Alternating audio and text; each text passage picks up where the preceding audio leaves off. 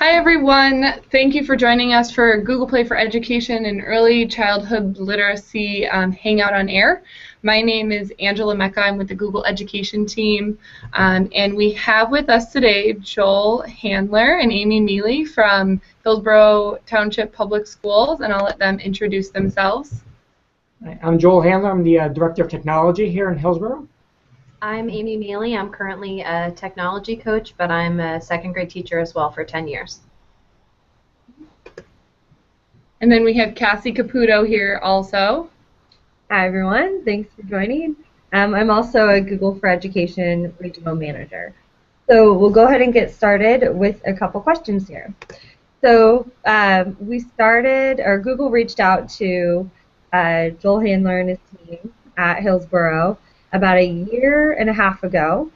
We were kind of bouncing around the idea of using tablets and potentially Google Play in an education format for school districts. So we worked with them as part of our beta program. And Joel, why don't you tell us a little bit about how that beta went and how the tablets are working for you guys today? Sure. So we started back in the spring of 2013. Google had approached us and we're interested in this idea of piloting out the Nexus tablets in a one-to-one environment. We had about 3,000, a little less than 3,000 students, about 2,800 students across 6 K-4 elementary schools. So we have 6 K-4 elementary schools.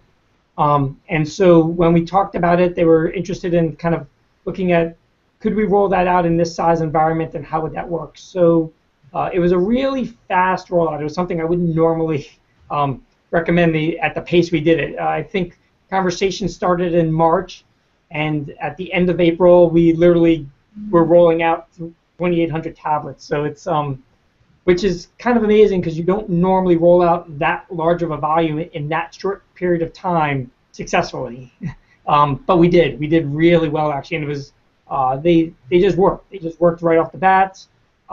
It was in beta initially, so it was very interesting, our rollout schedule, because it worked around spring break. And right before spring break, tablets started coming in. We initially just gave all of our teachers the tablets and just said, hey, you got spring break, just play with them, have fun. A lot of them had similar type phones and operating systems already, so that they kind of knew a little bit about it.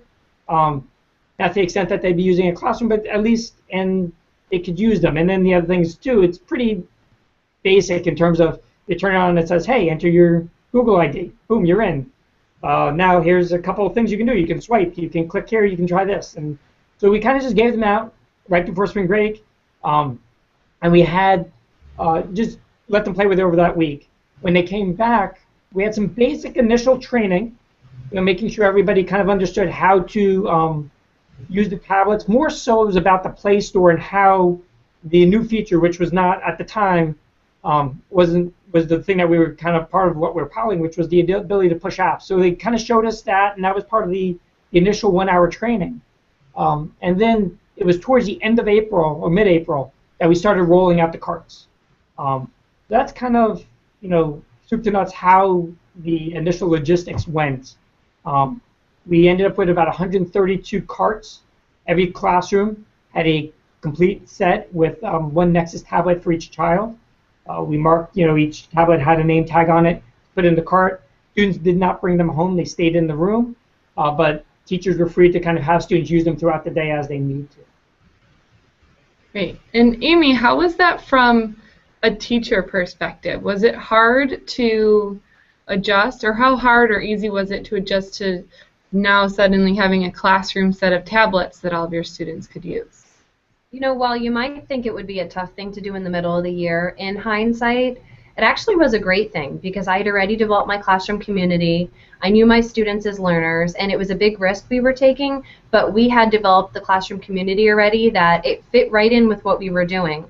In hindsight, had we rolled them out the first day of school, I think there actually would have been a little bit more stress involved with it, just because along with all the other stresses of the beginning of the school year, building a classroom community and making sure that the kids knew that I was taking a risk because this was new to me. They're taking a risk, although many of them did have them at home and they became the experts they're my little right-hand helpers. But in hindsight, it actually worked out really well because we were already fluid, we were already moving, and this was just one more thing to add into our toolbox of tools at school. Oh, that's awesome. I didn't even think about the fact that you already had some classroom management in place because it was in the middle of the school year, so it definitely made it a little bit easier. Did you guys have any concerns that students, once they had these tablets, would be doing things not related to schoolwork? And did you find that that was an issue at all? I would say it wasn't as much of an issue. A big thing was part of the pilot. We were at that time we didn't have YouTube open. We were very closed filtering, and so part of the agreement with the pilot was we were going to open up YouTube as part of using these tablets so that they can use them for instructional purposes. So there was some concern. I would say in the end the concern it was not validated in any way. We found that generally the students would jump on these to use them for whatever they were learning. It really became it really helped them focus in some ways more than not having the devices. One of the things that I always like to talk about is teachers say, well, won't they get really distracted? They have this thing and they can start to play games. And the reality is a student will be distracted if they're if the content and what's happening in the classroom is not going to be engaging. So when you have an engaging teacher, you have somebody who's really has good content, who has the students focused. This device actually enhances that significantly, because what we find is when they have these devices, the students will all of a sudden jump and say, let me look up this, let me check this out, let me try this, all related to what they're learning, because they're engaged and they really like working with the devices. So that's been my perspective at the district level. Perfect. What were do you have any specific examples of content that really stood out as getting students excited and engaged using their tablets? So you're talking about app content? Mm-hmm. Or whether it was books or even YouTube videos, anything like that. Sure. I mean, while it does vary by grade level, there were certain things that carried through as a theme that were very popular with the students and the teachers. Many of them are based on productivity apps or creation apps, things that could be used across the curriculum. And while at the beginning, a lot of us were very eager to find that math fact app or that clock app or something that would help my kids with their sight words, really when we look back at it and we see what are people talking about consistently, they're talking about those productivity and creation apps that really allow the kid to use them in any subject to demonstrate their understanding, or to create something with the knowledge that they've taken from the class. So some of the ones do you want me to give you some examples? Yeah, if you have specific examples, that'd be great. Sure.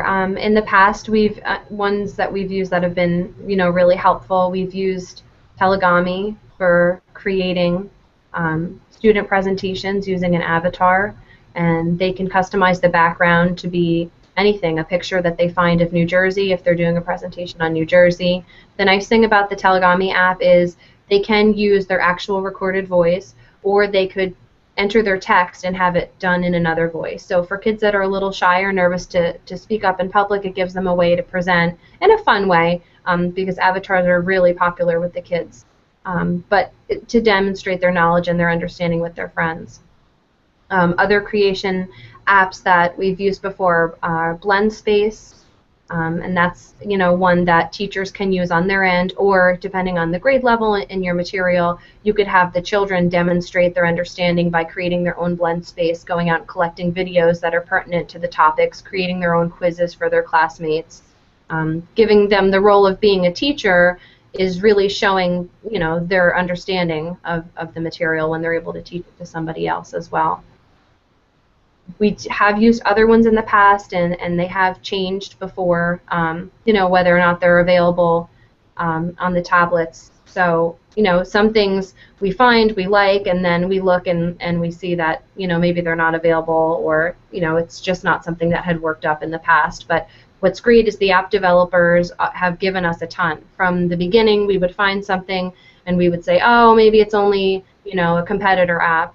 And then, people from your team have reached out to the app developers, and they've added so much that really we've seen a huge growth from that springtime to now, the things that are available that we were wishing upon that now are available are great. Oh, that's awesome. It was pretty interesting.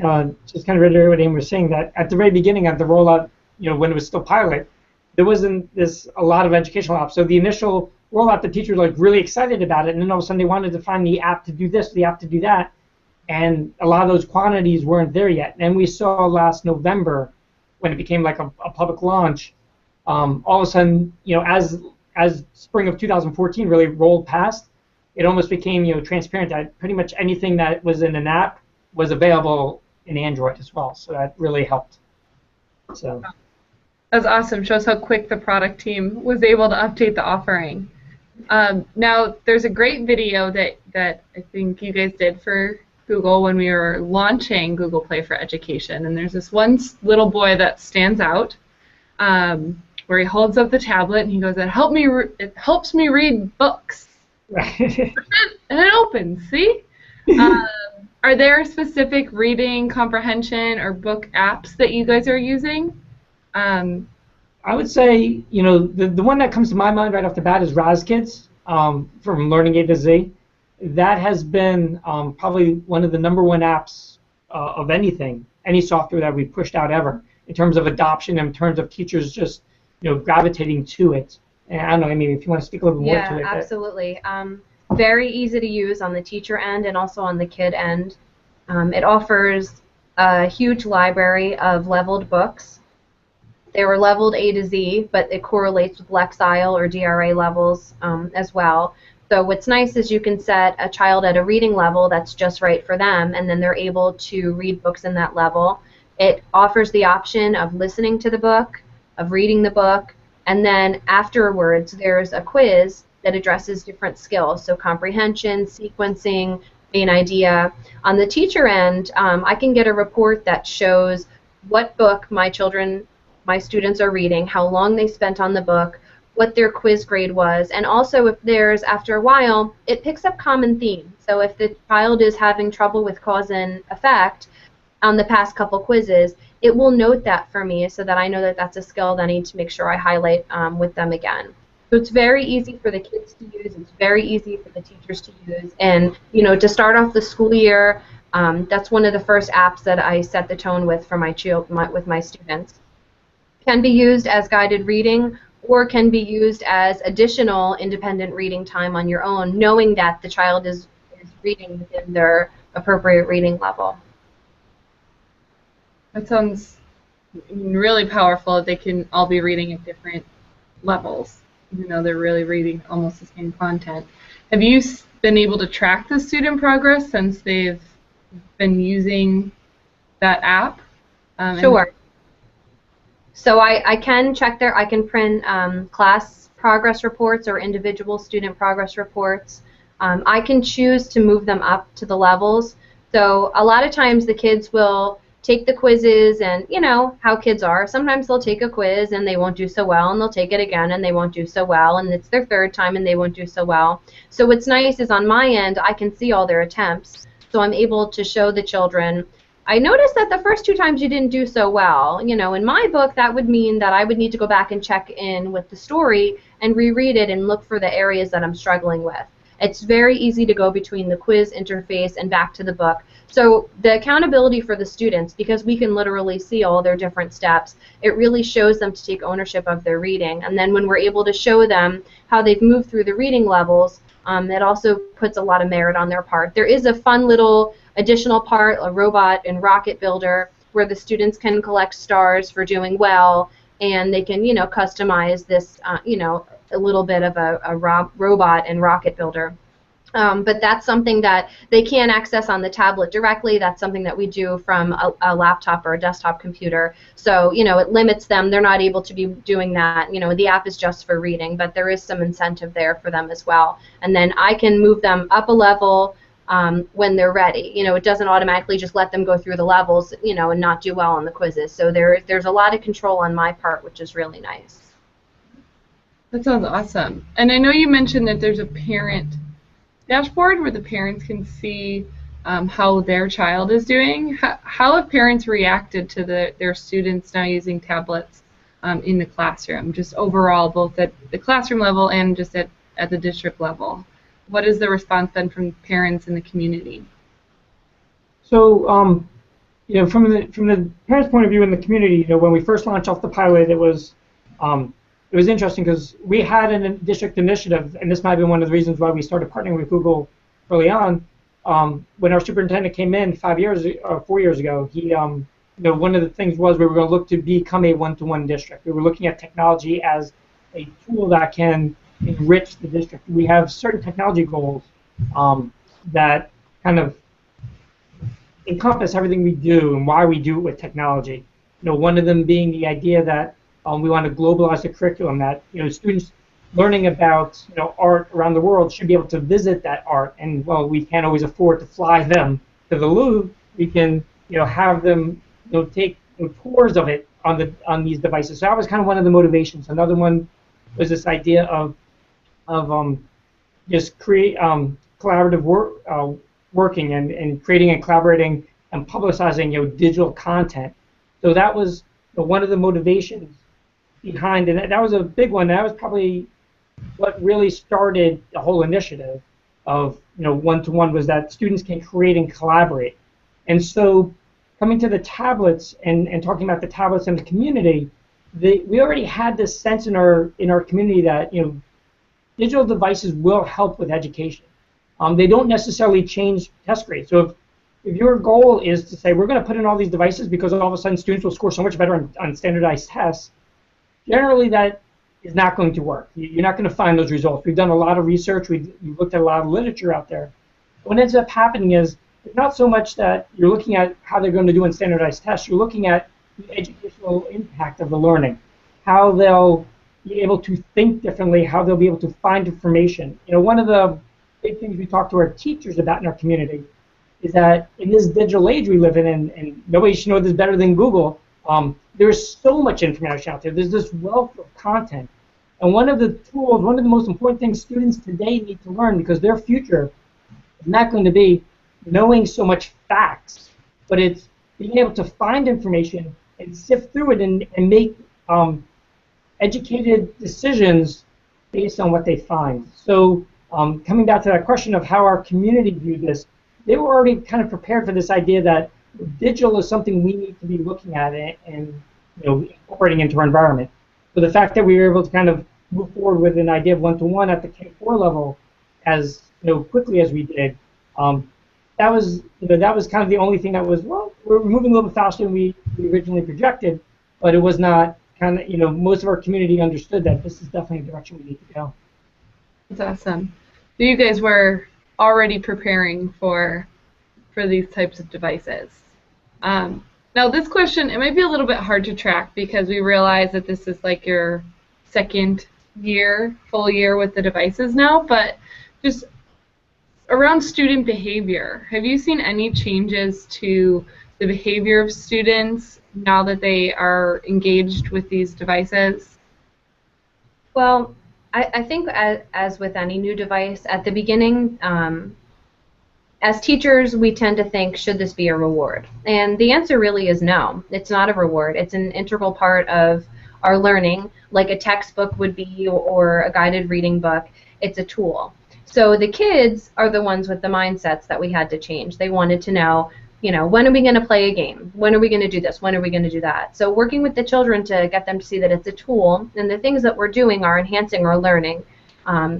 Using the tablet was fun for them regardless of what we were doing, whether it was considered gaming to them or not. It was fun for them. And so we did get, some buy-in with that. But just like you would with anything, going over the procedures and making sure that we had set rules for taking care of them, set rules for visiting sites, just like any good classroom teacher would. We didn't see any increase in behavior problems, but at the same point, using them appropriately is not using them as a reward. So, we didn't really notice that much of a difference in that. There are some behavior apps that we have used before. For example, Class Dojo I know is really popular. So that's something that I did use with my class in the past, and they really responded to it well. They enjoyed earning points, they enjoyed trading them in, they enjoyed customizing their avatars. Again, that was a big buy-in for them. as well. But on the teacher end, it was really easy for me to use that app. I had it on my tablet. I would be in a guided reading group. I'd look across the room, see something great happening. I'd input a point. A little ding would go off. Everybody knows what it means, and they can't see the screen to see who got it yet. They know that we would check in later in the morning to check out the points, but they knew somebody did, and hoping that it was them was enough to keep them motivated and going. The suspense of not knowing, I think, created more positive behaviors than finding out right away who got that point in their pocket. So that's a really popular one, and I know that Class Dojo has expanded what they're able to do now even more with the messaging and messenger with the parents and things like that. But the kids have really taken well to that app. You know, something really interesting too, just to kind of add on to that a little bit. When you talked about that video before, the launch video, when Google came in to do that video, you know, it was very interesting because you came into the classrooms and there were these. We had two, you know, high-end cameras with, you know, like 4 or 5 people in the classroom. They set up lighting, the whole 9 yards, and so the kids come in that morning and they're like, wow, look at all this stuff and everything, you know, like, and after about 5 minutes, you know, class got started. They start seeing all this stuff. They're all kind of like, keep looking at the camera. And then when it was time, okay, we're going to do this lesson now, whatever the lesson might be that they were bringing out the devices, it was very interesting because once the devices came out, the students were really engaged. And what you see in that video, it's not special. It wasn't staged. It wasn't fake. It was actually real. And what was so funny was I was sitting outside watching the kids, and I'm like, you know, here's this camera getting in their face, literally, like it's about this close to their face. And the kids, they're just sitting there, they're so engaged, and they didn't even notice what was going on around them, you know, once they got onto the devices. So it really did capture their attention, and does help to keep them engaged, again, provided that, you know, the content that they're learning about and the way that they're being introduced it is, you know, is along with that. That's great, and that was actually going to be my follow-up question too, not just the classroom management part of kids being uncomfortably excited about getting tablets in their class, but once that excitement of hey, we have technology in the class now, it's like a toy, but now we're actually learning that it's our education tool. What were some of the like magic, like engagement moments that you witnessed with your students? So I feel like that's a perfect example. The Google just big, you know, coming in with their big distracting lights and cameras. But on a daily basis, do you see a difference in student engagement, and what are some examples of that? I think one thing that kind of just showed us that it was now part of our culture, the tablets, as opposed to like this special thing that we have in our classroom, is just having class discussions with the kids where we weren't using the tablets, because, you know, let's be honest, we don't use them all day long. You know, it's like a textbook. You don't have the textbook out all day long. You know, there are times when it's appropriate, and there's times when it just is not relevant. So in having classroom conversations with the kids where we didn't have them out or we weren't using them, and then for someone to say, hey, wait a minute, let's check this website, or hey, wait a minute, I think that we had made a comic strip about something like this before. Remember when we talked about something else? And then to go and reference their tablet for those things. To me, that's when it really felt like that it was part of the classroom culture and that it really was part of our teaching and learning. When it wasn't something special, but when the kids themselves thought of going and grabbing the tablet for something, and it wasn't a planned activity that I had come up with. It was them realizing they can go find the answers to their questions. They can go find the information. Now, one of the, I guess, the key benefits of the Google Play for Education solution is the Google Play for Education store, where you can actually give teachers access to all of the apps without giving them access through the management console and having them worry about, like, you know, changing settings from an IT perspective. How was it when the teachers initially were getting access to the store and finding apps, especially, I guess, after November when there were a lot more apps in? And then how has that continued to go with the district? Well, Amy, do you want to speak a little bit from the teacher's point of view, what your thoughts were, and then I'll talk from a district point of view. Yeah, I mean, when we had first found out that, you know, we were going to be able to control what we sent out to the students, it was awesome. It was a great thing to be able to find something literally at midnight and be able to push that app out to my students before I went to bed, and then wake up the next morning and know that they were going to have it ready to go. So just being able to control that, not having to rely on the students to go and get it themselves. It's so easy and so quick to do. Also, just being able to send it not just to the whole class, but to different students. You know, some students may need a certain app that others don't. So being able to just send it to those pockets of students and know that they have that in their tablets was just really great. It's very easy and fantastic to use. So what's interesting is from a district perspective. So when we initially launched it, the initial pilot, it was just all hands on. You know, anybody wants to push anything, go crazy. You know, because we were just playing. It was that first spring. We just got the tablets, just push stuff and have fun with it. Then as we went into the last school year, we looked at, okay, we had to start thinking about, well, financially, how do we, there are certain apps that are paid, some apps that are free. What we found was a lot of the free apps actually were really good. So the need to necessarily pay for lots of apps was not there, but there were certain apps that you need to pay for. So last year was kind of a pilot year to figure out what's the best way to go about this. And we really don't have a good answer, but it's definitely something districts want to think about as they move forward. Is, in our district, we have 6 elementary schools spread across a 50 square mile town. So we like to be consistent, to know that, hey, if I'm being taught by Miss Mealy on this school on this side of town versus Mr. Handler on this side of town, both in 2nd grade, I want to make sure both my children are getting an equal education, a good education, a solid education, but definitely equal. We don't want, well, this side of town has more money, they get, whatever it might be. And so one of the things that we saw was that teachers could get their own apps at any time. So then all of a sudden you started getting this kind of shift that some teachers would get a lot more apps than others. The flip side to that, we started looking at, well, what if we centralize it and we say all 2nd graders should get this app? That became something that we looked at. That sounds like a great idea. If we found a great app, then all 2nd graders should have it. But now the issue becomes is that approval process slows down and cuts into the teacher's creativity, right? Because the teacher in the classroom should have some autonomy there to say, I teach my students, I have a curriculum, I know how to get to my students best, let me use the tools we can. So one of the things we're starting to approach this year is looking at some sort of hybrid model where teachers can try out apps, hey, I found this great app, I want to try it.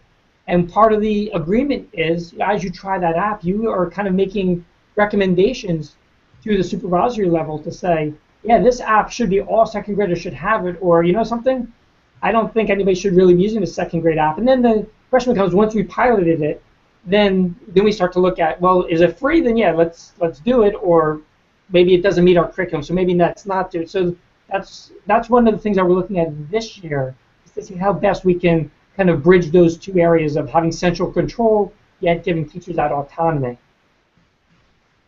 Yeah, it seems like, is that something that you would recommend, let's say a first-year school that's piloting, still give their teachers the ability to go out and find the content before deciding, okay, now we need to reel it back in and standardize, but give them that ability to kind of play a little bit? 100%. That's exactly the right way to go, because that gets the engagement from the teacher's point of view. It gets them seeing the potential of the devices. If we were to have approached it that teachers, you can't push anything out until we tell you this app is okay, it definitely would not have flourished the way the program has. But then at the same, and it depends on the school too, because some schools are much smaller, they're much more localized. They would have that flexibility all the time to never have to say, hey, we need to do things centrally. Larger districts, you have to start looking at things more centrally. So, but definitely in any kind of pilot, you don't want to put those reins on, because it will, hinder the pilot from really being able to see its true potential. Yeah, definitely. Now, in the Google Play for Education store, there's both the apps, but there's also books available in there. Have you guys used that section at all to push out just books, not necessarily books tied to a specific app for the tablets? We started playing with it somewhat. That didn't come available till last year. Yeah. And then one of the issues initially was, well, if I buy the book, it goes to that student, and once the student read the book, it was gone forever. I know late last spring, you guys introduced this idea of, hey, I can I can lease or rent the book and then kind of give it to another student over time. That has kind of changed our mindset a little bit, and so one of the things we're going to start looking at this year is taking more advantage of that ability to, maybe go back to buying books. Because originally, when we first saw it, we didn't really look too much into investing in books, because once you buy that book for a student, they read it, it's gone, if you will. So, but definitely the ability to kind of repurpose or redistribute or even rent them rather than buying full price has changed things significantly. Something we're looking at this year now, kind of piloting with more. Yeah, and I like how you mentioned how it wasn't available initially, and then how quickly we've been able to almost change the model that we had even after it launched originally. Since you guys really got on at the ground level, how have you just seen Google respond? We were at the basement level. How have you seen Google respond to the type of feedback that you've been giving us to what you would like to see in the offering? Because I think the way that this is, maybe I'm biased because I work here, but I feel like the product team really takes feedback from schools seriously. So maybe you guys could speak to the support that you've seen from Google and how you've seen the product evolve since that basement level.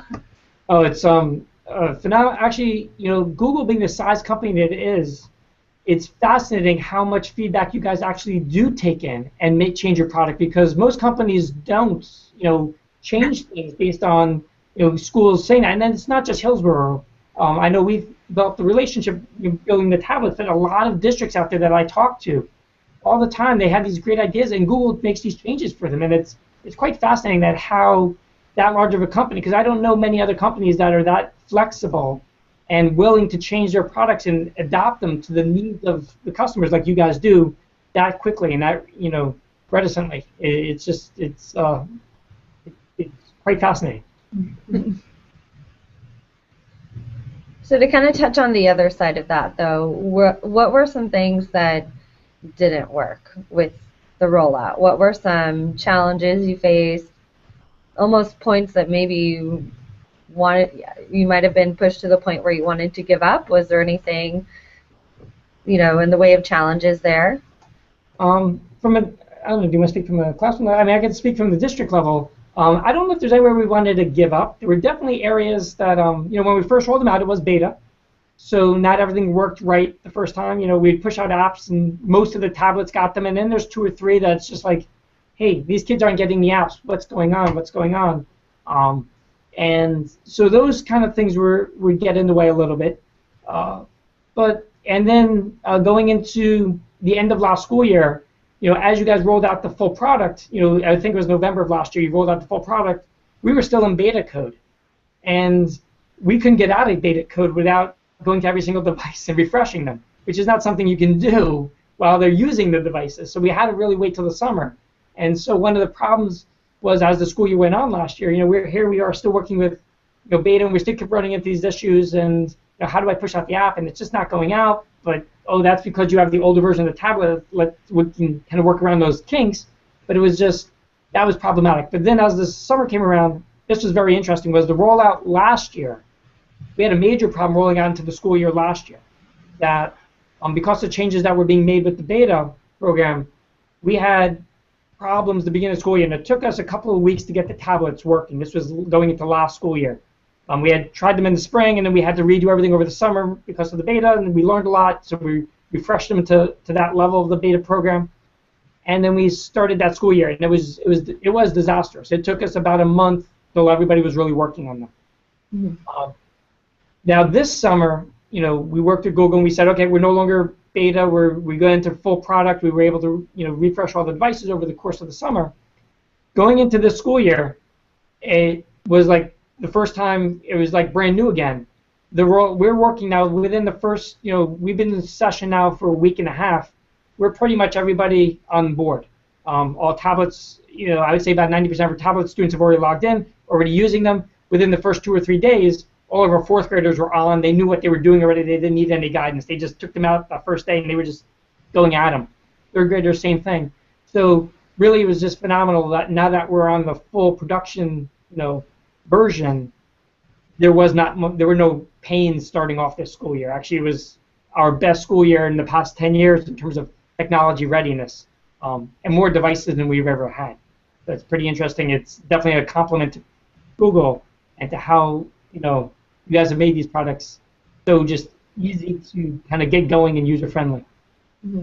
Even with even though you were able to overcome those added challenges that we kind of put in your way, do you have any like best practices that you could share with the school district that might be bringing in tablets to their school district for the first time? So are thinking about piloting? Yeah, or even thinking about a pilot, like anything to anticipate, and we know there will probably be challenges, but what to expect and how to tackle it. So we've got a lot of familiarity with pilots. One of my technology integration specialists said, everything's a pilot in Hillsborough. So, because we've been piloting, as we talked about, we were looking at one-to-one and we started pilots.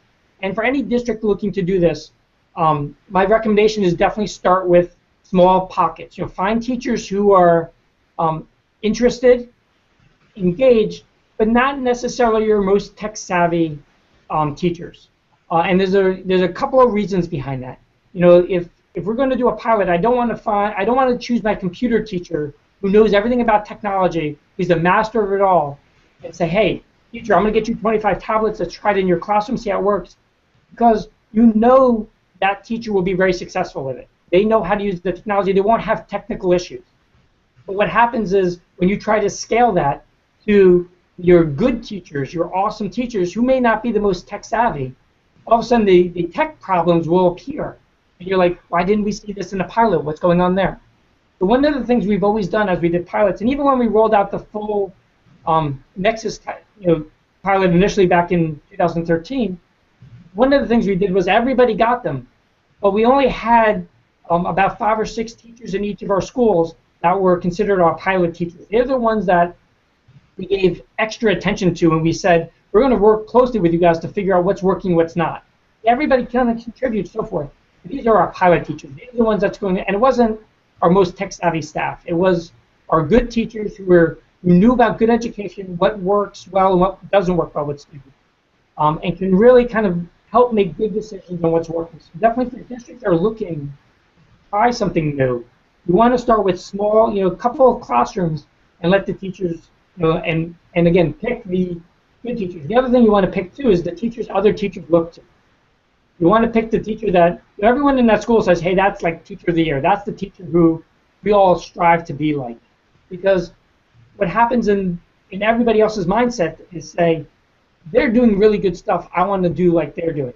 Again, if you pick the real tech-savvy staff, everybody says, of course, Amy can do it. Amy can do anything with technology.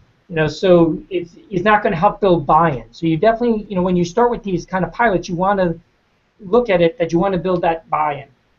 The other thing you want to do too for any time you're piloting, and this may not sound equitable or fair, but you definitely want to give those people who are piloting it ample time to try and play. So sometimes districts will say, hey, we're going to try a classroom set of tablets for our school that contains 600 kids, and we're going to have one cart of tablets, and every teacher gets to try it one time throughout the year, if that, by the time it gets rolled around. You're really not going to get anything out of that. You're not going to see any real major benefits. What happens in those cases, and Amy kind of touched on this before, instead of getting technology used as a tool, as part of the normal culture, as a mind shift, you get that it becomes this exciting lesson that it's like nobody cares about, not nobody cares, but the students don't really get really interested in the content.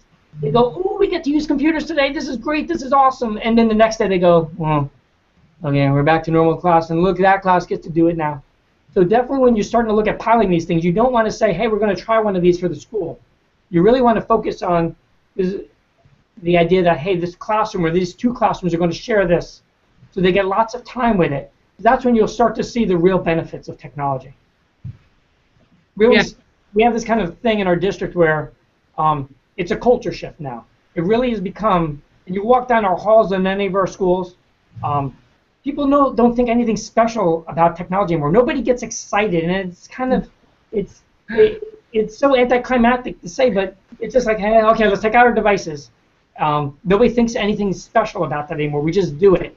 It's about the content. It's about what we're learning. That's what they get excited about. Oh, we're making this great video that really demonstrates, what we learned about whatever topic might be.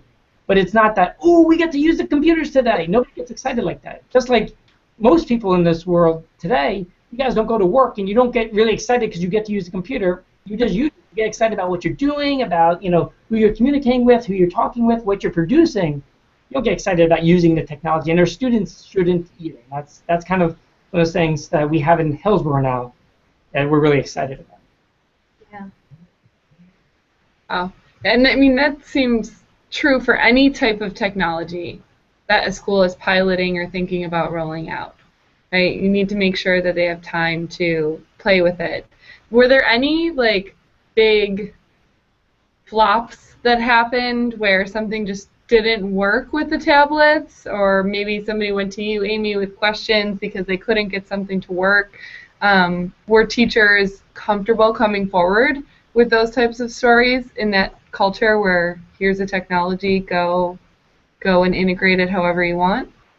I mean, I think as K-4 teachers, naturally, we always have a plan B in our pocket. We're kind of used to that stuff, Somebody throws up, we got to go find somewhere else to teach, and we can bring our stuff with us. We always have this spontaneity about being able to perform on the instant.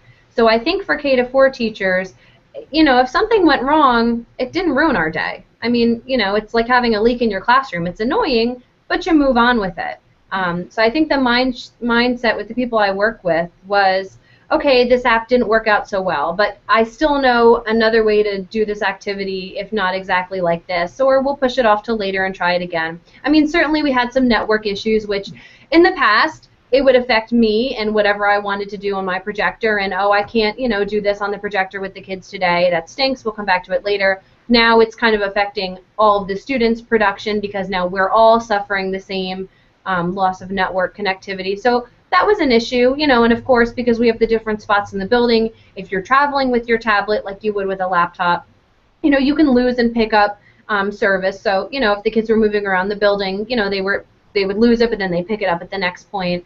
But there really wasn't anything that turned people off to it. I mean, it's such a great resource for teachers, for students, that even if you got an app and it didn't work that well, you were like, oh, well, it was free, guess it wasn't the greatest, and I'll move on. There's probably another one for me to use that's even better. Yeah, you brought up an interesting one about the so when we first rolled them out, we had a new access point and an old access point in every other room. So every other room had a new access point and every other room had an old access point.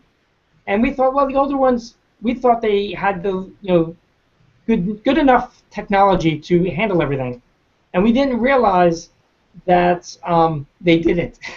So what was happening was when we first rolled it out, students are just going to web pages, no problem, and all of a sudden they all go to Google Earth. And every other room is working great. And every other room we're hearing different reports of things not working over the course of time, and we're like, why is this? Why is it? And we're analyzing the data, and we're looking at things, and we're just not seeing it. And all of a sudden we start to realize, wait a second, those devices can't handle the bandwidth that we're looking for in these every other classroom. So that was something to clue in. So districts that are looking to pilot it, make sure you do have the wireless network capacity to handle the device. Don't put the devices in and then say, oh, they don't work, let's put the wireless in now, because you end up with this bad taste. Whoops. Yeah. My staff had no problems at all, so that was the good part. Can you guys speak to just the form factor of having a tablet and the portability of a tablet compared to a laptop, and just how you think that's worked in the K-4 space at your district? I think they're perfect sizes for the little hands. The 7-inch. I mean, I know you guys have larger ones too, but 7 to 10 inches. We have 7 inches, 8 inches, and 10 inches. Okay. Yeah. So we have the 7-inch, and that is ideal for the K-4 students. It's small enough that it's really portable. They can just go grab it and bring it back. They can use it pretty much anywhere. They sit in the hallways. They sit on their desks. They walk down the halls with them. They're not too big and clumsy that they drop them. They're not too small that they can't see them. Honestly, it is like the perfect size, the 7-inch for the K-4. And we got in the habit in the morning, I'd have the card open, the kids would know to come in the room, unpack, grab their tablet, and automatically went into their desk corner. I would have my desks in cooperative groups, so they'd all be together. So they knew to put it on the inside corner, so that if someone bumped their desk and it jostled a little bit, it wasn't on the outside corner where it would fall off the edge. It would be on the inside corner. And that's where they stayed. They stayed face down. You know, we had a nice sturdy rubber case, which was awesome, awesome. It's really, you know, like imagine putting a rubber tire on it. It's really nothing could happen to it. So they kept them in the corner of their desk, face down when we weren't using them, and then face up when we were. A lot of practice, a lot of repetition, but they knew that that's what they were used for. When they would come over to the carpet to meet with reading groups, you know, you bring your folder, your pencil, and your tablet. It was just part of everything that we did. It's a nice size for them to be able to write on, so if we were using a whiteboard app, it was still large enough for a kid to be able to write a word on there and get it on comfortably. I would imagine the bigger tablets, you know, kids' desks are pretty small in Hillsborough, so I would imagine a bigger tablet would take up more desk space, so then it wouldn't be visible, and there's something to be said about having your technology visible. When you need to get something done or you're looking for something, having it on your desk is very different than having it in your desk, especially for a kid. If it's there in front of them, it's going to jog something in their mind that they can use it, whereas maybe perhaps they wouldn't think of that if it was inside their desk or somewhere else. Yeah. I mean, you guys seem to really be rolling with these tablets now. I don't have any other questions. Cassie?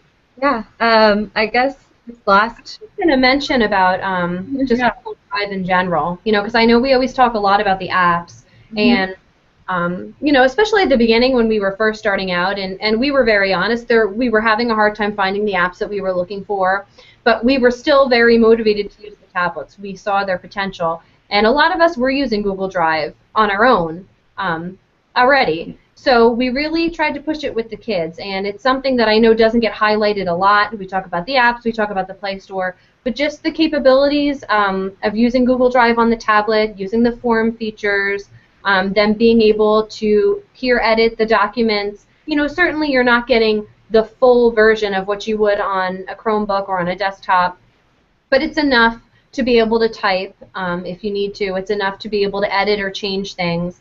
The slideshow presentation is really great because once you've created a slideshow, it makes a nice little, like a mini television. And what's nice is once the kids put things together, they were able to share them on their little mini TV screen. They just hold it up and flip through their slides. Again, not all the editing features and creation features that would be on the standard programs, but still a great way. You know, I used Google Forms a lot last year, and just having the kids create the form right on there, you know, looking for something, I would take pictures of classroom charts and put them in a Google Drive folder, so then we would be able to access them later in the year. If I didn't have enough wall space for my September charts, but they were good charts that we needed to be able to access, now they're in a Google Drive folder. The kids can see them whenever they need to. So just those, you know, the capabilities of Google Drive are also, you know, really great with the tablets. I think that gets overlooked a lot. The whole Google platform and Google solution, they all Right. tie together. Being able to visit, you know, work on our Google site together too. You know, that became a great resource for the kids, you know, to be able to go there, but then also be able to add content to the site right from their tablet. So, you know, those things, you know, are great tools that Google offers that are also compatible with the tablets as well. Yeah, honestly, one of the most amazing things I remember back in, I think it was 2009 when I was presenting to my Board of Education, was this, you know, this thing called Google Docs, that you were able to have two students writing in the same document at the same time. You know, and then we did that little presentation where I was sitting and doing the presentation. I had somebody in the audience kind of editing the document and writing to me. You know, honestly, for me, that still fascinates me even today. That power behind the fact that multiple people can be working on this one document at the same time and seeing each other's edits in real time. There's a lot to that tool that people don't even think to. You know, we start looking at all these other things, and wow, it's just the basics right there alone is so powerful. And for me, I feel like it's no big deal. Like, that's what we do. I don't know. It's just what we do. Like, it's nothing exciting for me. But, you know, when you step out and look at other school districts that's not what they do, you realize, you know, how we really are a Google culture here. Yeah, That's great, and thank you guys for bringing that up, because we overlook it here Yeah. too. We take Google Apps for granted, I think, and for districts that aren't fully on the platform yet, it really, really can be a game changer for them. Yeah. Well, thank you guys so much for joining us today. It was really awesome. Tons of great information. It was great to hear your story and where you guys started to where you're at today with them. We really appreciate your time. Thank you. Sure, thanks for having us. Okay. Thanks. Bye. Bye.